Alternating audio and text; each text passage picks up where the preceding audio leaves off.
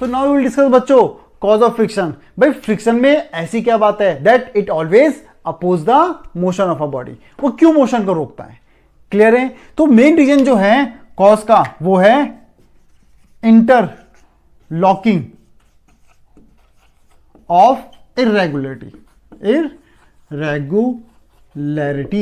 ठीक है, अब इन वर्ड से अभी क्लियर नहीं होगा, मैं इनको क्लियर करूंगा। तो पहले जान लो फ्रिक्शन फोर्स कौन सी फोर्स है? Contact force. फ्रिक्शन फोर्स तभी come into play when there is a physical contact between the two surface, और we can say friction force is caused by the irregularity of a contact surface. अब देखो कैसे, ये जो आपको board दिखाई दे रहा, स्मूथ दिखाई दे रहा है, बिल्कुल प्लेन है, ठीक है, लेकिन एक्चुअल में ये इतना स्मूथ नहीं है। One more, if I take this is a surface and this is a ball, if I roll a ball on a surface, तो ये मूव करना स्टार्ट करेगी ना। अभी देखो कितना स्मूथ दिखाई दे रहा है, बॉल भी हमारे पास होती है, वो बिल्कुल स्मूथ होती है, लेकिन when the ball and the surface viewed from a microscope, तो उनका जो सरफेस होता है वो कुछ ऐसा होता है।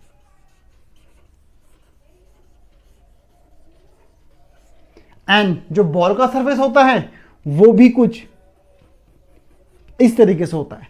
अब हम जब बॉल को रोल करेंगे तो इनके सरफेस के बीच में क्या हो जाएगी? इंटरलॉकिंग हो जाएगी, एक दूसरे को रोकेंगे, इसलिए बॉल कुछ डिस्टेंस ट्रेवल करने के बाद रुक जाती है। इसी को बोलते हैं इंटरलॉकिंग, यानी कि लॉक पोजीशन। तो लॉक पोजीशन जैसी होगी तो ऑब्जेक्ट का जो मोशन है वो रुक जाएगा। क्लियर है? एक्चुअल में जो नेकेड आई से है हमें सरफेस स्मूथ दिखाई देते हैं, बट अगर हम माइक्रोस्कोप से सरफेस देखें तो जो सरफेस होगा ऑब्जेक्ट का वो कुछ इस तरीके से दिखेगा। क्लियर है? तो मेन रीजन जो है वो यही है, इंटरलॉकिंग। एक दोनों के सरफेस आपस में इंटरलॉक हो जाते हैं। इरेगुलरिटी, अब इनके सरफेस की जो यानी कि जो सरफेस है आपका वो रफ है और इरेगुलर है, तो इंटरलॉकिंग हो जाती है इरेगुलर सरफेस के बीच में, जिसकी वजह से फ्रिक्शन कॉज करता है किसी भी बॉडी के मोशन को अपोज। क्लियर है? Now discuss factor on which friction depend. तो कौन कौन से फैक्टर हैं जिसमें फ्रिक्शन डिपेंड करता है आपका? ठीक है, अब देखो मैं आपको दो सरफेस बना के दिखाता हूं। Let this is one surface and this is other. ठीक है, तो this is a surface of snow and this is road surface. So clearly visible, जो रोड सरफेस है वो ज्यादा रफ है कंपेयर टू स्नो सरफेस, इसलिए स्नो में क्या होती है? फ्रिक्शन कम होता है, इसलिए स्नो में वॉक करना थोड़ा सा डिफिकल्ट होता है कंपेयर टू रोड। रोड में हम इजीली वॉक कर सकते हैं, मूव कर सकते हैं। ठीक है, नाउ मैं आपको एक वन एक्टिविटी बताता हूं that you can do at your home also. कौन सी? हमें तीन सरफेस लेने हैं। ठीक है, let three surface we have to take. ठीक है, these are the three surface A, B and C. Surface A is smooth, ठीक है, ये स्मूथ सरफेस है। B को हम ले लेते हैं रफ सरफेस, और जो C है वो very rough surface. Now if I drop a ball one by one, ठीक है, सो बॉल ड्रॉप करेंगे, so it will cover a distance, let P. Now from B it will cover a distance little less Q and C cover a lesser distance R. तो अब हुआ क्या? यानी कि जब हमने बॉल ड्रॉप करी है वन बाय वन, तो स्मूथ सरफेस में सबसे ज्यादा डिस्टेंस कवर करा है, जो रफ सरफेस था उसमें थोड़ा सा कम डिस्टेंस कवर करा है कंपेयर टू स्मूथ सरफेस, और जो आपका वेरी रफ सरफेस है उसमें मिनिमम डिस्टेंस कवर करा है बॉल में।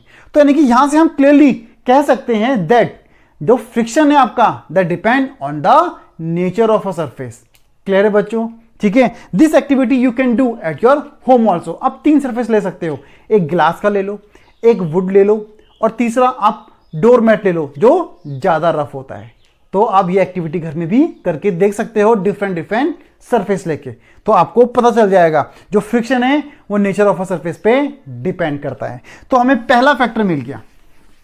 ठीक है, first factor that friction depend is nature of a surface. तो अब डिस्कस करते हैं सेकंड फैक्टर, और सेकंड फैक्टर भी मैं एग्जांपल से बताता हूं आपको। देखो कैसे, मान लो फॉर एन एग्जांपल आपके घर में शिफ्टिंग चल रही है, आप घर शिफ्ट कर रहे हो, रूम शिफ्ट कर रहे हो, तो उसका सामान शिफ्ट कर रहे हो। लेट दिस इज एक अलमारी है आपकी, ठीक है।